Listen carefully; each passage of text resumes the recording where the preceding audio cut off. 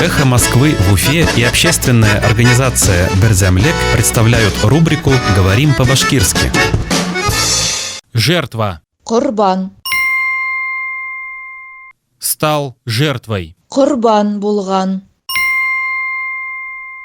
Стал жертвой. Курбан булган. Радий Хабиров заявил, что стал жертвой фейковых новостей. Радий Хабиров ялган хәбәрҙәр ҡорбаны булыуы тураһында әйтте. Радий Хабиров заявил, что стал жертвой фейковых новостей. Радий Хабиров ялган хәбәрҙәр ҡорбаны булыуы тураһында әйтте.